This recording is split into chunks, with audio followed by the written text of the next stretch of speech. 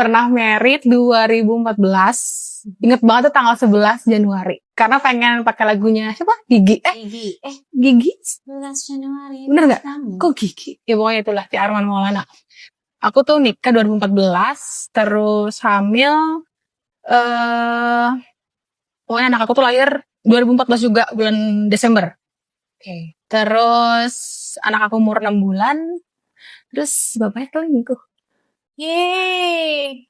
Keren. Udah punya anak istri selingkuh, luar biasa. Mungkin sih aku gak mau Mungkin blame. jahitan lo kelamaan keringnya, jadi dia selingkuh. Enggak, normal kok, langsung bisa jalan-jalan. Bener-bener literally abis di lahiran jam 10 pagi, jam 12, jam 2-nya udah bisa ke dapur sendiri ngambil makanan ke rumah sakit. Karena kan kayak susternya bilang, Bu, kalau lapar ambil aja, gak usah manja.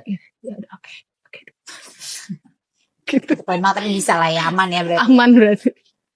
Oke, nah berarti saat anak lo umur 6 bulan, suami lo ketahuan selingkuh. Nah itu ketahuannya maksudnya lo pergokin atau dari chattingnya atau dari mana? Jadi kan anak gue kan lahirnya dia prematur. Dia lahir 32 minggu usianya. Jadi waktu itu gue di rumah sakit itu anak gue prematur, kondisinya tidak baik. Dia harus dinicu 2 bulan. Pokoknya sampai organnya tuh jadi gitu loh. Terus kan mungkin karena gue stres kali ya, harus bolak-balik. Karena kan sarannya dari dokter adalah anaknya cuma boleh ketemu sama ibunya dan dia nggak boleh kena udara orang lain kecuali ibunya gitu. Jadi mungkin gue juga stres, terus laki gue pun jadi akhirnya nggak gue urus. Terus jadinya gue tuh bawaannya tantrum terus, kayaknya sih gitu sih. Makanya gue kalaupun dia ada main sama perempuan lain, gue nggak mau blaming, itu salah gue. Tapi enggak lah, tapi kan bukan salah lo, maksudnya memang kondisinya saat itu seperti itu. Minimal kan dia laki-laki, itu kan atas perbuatannya dia ya kan, saling ya maksudnya. Iya sih. Harusnya kan dia yang support lo, ada di samping lo gitu gak sih, dengan kondisi lo yang seperti itu, kondisi anak lo yang seperti itu gitu. Iya, mungkin sih, cuma gimana ya, pokoknya 2 bulan itu memang gue stres banget sampai gue offin semua medsos. Sampai teman-teman gue tuh nanya, lu masih ada gak sih sebenarnya dia? Sampai di grup bekas kampus dulu kan, dia lo baik-baik aja, mbak, gue gak mau off dulu, gue mau fokus ngurusin si anak gue namanya, gue mau ngurusin si aku bilang gitu. Terus nah itu gue tuh kayak nggak lama kan gue udah mulai kerja lagi tuh, 3 bulan doang kan cuti kerja, terus ya capek lah, yang itu emosi gue udah sering naik. Kadang hal-hal kecil yang bikin gue emosi sama dia sebenarnya kayak anak gue ini lagi baru belajar makan nih 6 bulan nih, gue nitip buah apa kek ya kayak model alpukat atau apa sih yang buat makan makanan MPASI gitu. Nah dia tuh nggak pernah bisa serving itu buat gue, maksudnya ya kan gue kerja, dia kerja, kalau dia alasannya dia capek, gue juga capek gitu. Itu menurut gue ya. Terus alasan lu apa untuk nggak ngasih apa titipan gue pun buat anak lu juga, buat makan, buat belajar makan, buat maksud gue gitu ya. Maksud gue gitu kan, gue juga kerja ya. Terus ya gue nggak tahu lah, dia kerja di, kebetulan kalau kantor gue di, kan memang waktu itu gue tinggal di rumah nyokap gue, dia kerja di PP, gue mungkin juga gue jaraknya lebih deket kan. Terus one day adanya nikah. Karena gue tidak aktif di medsos manapun, dia posting di Instagramnya kawinan adiknya. Gue memang nggak bisa datang karena kan kerja apa, gue lupa antara kerja atau ngurusin si gitu. Dia posting sama cewek. Tapi kondisinya rumah tangga lo masih baik? Masih. Terus temen gue nanya, temen kampus gue ya dulu ya, dia lu masih jadi istrinya si ini kan katanya. Masih, emang kenapa? Maksudnya gue gak merasa ada yang aneh-aneh gitu loh. Masih, emang kenapa?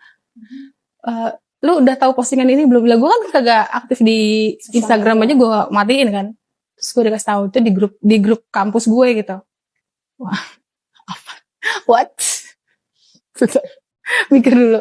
Ya, terus gak lama temen gue ngechat ke Japri kan. Ini bukan pertama sih, kayaknya kemarin juga laki lu naik gunung ya, lama. Kayak perempuannya sama deh, kata temen gue gitu kan. Gue gak tahu.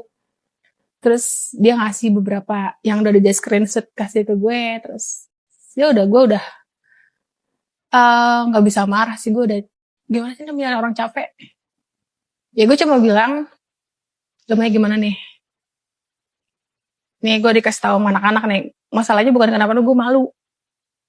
Yang bikin malu, lu posting gitu kawinan adek lu posting sama perempuan lain berdua, which is berdua satu frame. Terus lu juga pergi naik gunung, gue pikir kan sama temen-temen lu ya. Gitu. Tapi ada satu postingan dan di feednya memang spesial satu cewek itu sendiri gitu. Agak gak wajar sih. Selama ini kan gue gak pernah ngarang dia ya, dia mau main mau gimana gitu. Cuma gue malu karena sampai temen gue di grup kampus nanya, lu masih jadi istrinya si ini nggak? Kan kayak Iya. seolah gue nggak ngurusin, gue bilang gitu kan.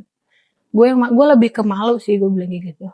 Terus akhirnya gue memang nyokap gue juga nggak tahu apa-apa, namanya gue tinggal di rumah nyokap gue. Terus gue inget banget tuh tengah malam jam 11 sampai jam 12 gitu. Gue izin sama nyokap gue, mah nitip si ini anak gue kan lagi tidur. Aku mau keluar dulu sama suami aku, mau ngobrol gitu. Tuh ngobrol tuh jam 12 kan kita bingung mau cari tempat ngobrol di maksudnya yang lebih tenang gitu. Akhirnya gue ke pom bensin yang di itu memang tempatnya enak kan gitu. Kita ngobrol dalam mobil aja sih sebenarnya. Ya udah gue tanya intinya, lu mau gimana? Lu mau baik-baik. Baik-baik. Lu mau gimana? Gue udah nggak bisa sih jujur. Maksudnya kayak gue capek gue bilang gitu. Ya mungkin gue minta maaf, mungkin salah gue adalah sering naik nadanya. Tapi gue harap sih kita nikah untuk kerja sama, bukan kayak gini maksud gue gitu ya. Itu intinya gue keluarin semua unek-unek gue karena kan gue kecewa berat sampai gue udah nggak bisa nangis juga nggak bisa, marah juga udah nggak bisa. Saking gue kecewa sama dia karena kan gue nggak pernah melarang dia apapun ya, main-main silahkan gitu. Sudah, dibilang boleh perbaikin dulu nggak? Waktu itu sih gue inget banget, gue pagi balik dari si pom bensin itu pagi jam 4 apa kita masih biasa tidur, masih pulang ke rumah mak gue, cerita terus tidur, terus akhirnya ya biar gimana sih namanya suami istri, mau nyoba nggak maksudnya.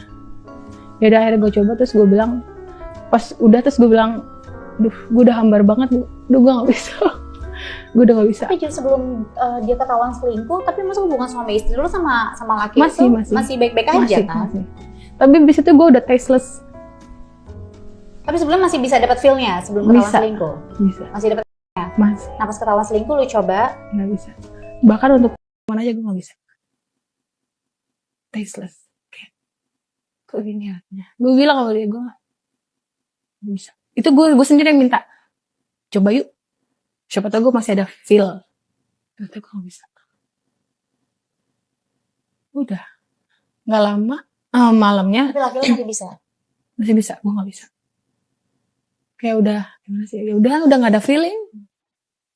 Terus akhirnya dia pas malamnya dia pamit. Balik ke rumah orang tuanya. Di situ gue bilang sama mak gue. Bingung jadi. Gue bilang sama mak gue gimana. Maksudnya kan. Gue pun bilang sama dia. Gue nitip. Tolong banget bilang sama orang tua yang bener-bener aja, maksud gue gak usah ada gimana. Kita kan kelihatan memang baik kan, memang gue baik juga karena memang dia hubungannya. So udah dia pulang ke rumahnya dia coba jelasin ke orang tuanya, dan gue juga coba jelasin ke nyokap gue.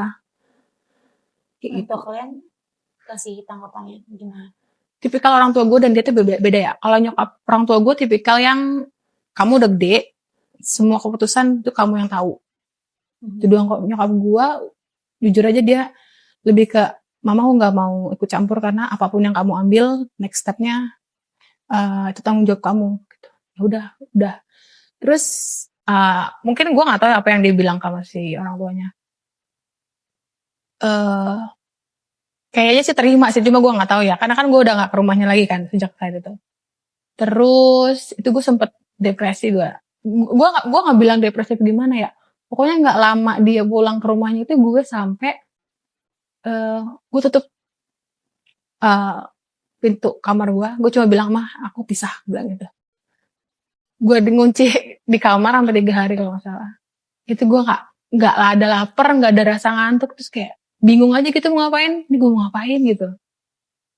Terus nggak lama akhirnya gue beraniin buat ngomong sama nyokap gue, terus gue bilang, gue ceritain bla bla bla bla bla. Ya udah untungnya nyokap gue selalu support kan. Orang tua gue tipikal yang ya udah demokratis gitu ya, tanggung jawab lo lakuin sendiri gitu. Udah terus gue main ke rumah dia, pamit. Oh, ke orang tuanya. Ya, maksudnya pamit, gue baik-baik. Kita berencana untuk pisah, gue nggak mau jelek juga, maksudnya kita kan baik-baik ya. Terus gue nggak tahu kenapa nyokapnya tuh kayak naik darah gitu loh. Terus gue bingung. Apa ya? Anak lo yang salah kok jadi makanya gue bilang kan gue minta tolong, kita ngomongnya ya fine-fine aja gitu. Gimana sih cara kerjasama, maksudnya gue udah berkomitmen untuk kerjasama yang baik buat ngomong ke orang tua kan, maksud gue gitu. Terus gue nggak tahu dia kayak naik darah gitu nyokapnya, terus akhirnya gue pamit ngomongnya pulang. apa nyokapnya? Ya gue dibilang nggak bisa mempertahankan bla bla bla bla bla bla, masa hal kayak gitu doang. Itu bukan cuma perkara hal gara-gara selingkuh. Tapi gimana? Gue mikirnya gini, gue jelasin. Gue itu manusia yang kalau gue udah nggak punya feeling, nggak bisa. Daripada gue lanjutin, nanti gue malah berulah. Gue nggak mau itu, gue bilang gitu. Gue takutnya gue berulah nanti nih, gue bilang gitu. Mendingan jangan. Karena gue kalau udah nggak suka sama orang, gue memang bisa sadis banget gitu istilahnya, kayak gue nggak perlu hidup aja bisa enggak gitu. Kayak gitu kan gue mikirnya. Nggak bisa mah aku. Kalau udah nggak bisa, daripada gue berbuat yang macam-macam nanti ya kalau pada lanjutin. Terus nyokapnya mungkin masih nggak terima, gue nggak tahu lah.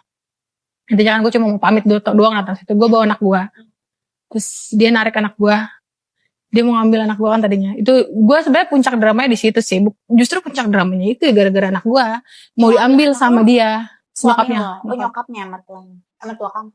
Iya. Justru puncak drama gue tuh bukan karena dia selingkuh, tapi anak gue mau diambil sampai ditarik kan. Itu masih di bawah umur. Atas kalaupun lo sidang perceraian atau gimana, tetap kan gue pasti menang. hak asuh lo yang menang. Iya, makanya. Itu gue stres banget ya, anak gue ditarik kan. Gue kondisi datang ke sana sendiri, nggak ada yang backingan gue ya, maksudnya bisa bantuin ngomong apa gimana. Anak gue ditarik tuh gue udah mulai stres banget itu gue, karena gue udah dari anak gue. Terus akhirnya gue minta tolong bokap gue ke rumah dia buat ngambil si anak gue. Akhirnya bisa diambil kan, pakai perantara bokap gue. Terus ya udah nggak lama, gue berkali-kali WhatsApp dia, gue bilang gue minta tolong banget kerjasamanya, maksudnya nggak usah dibikin ribet lah, gue bilang gitu kan.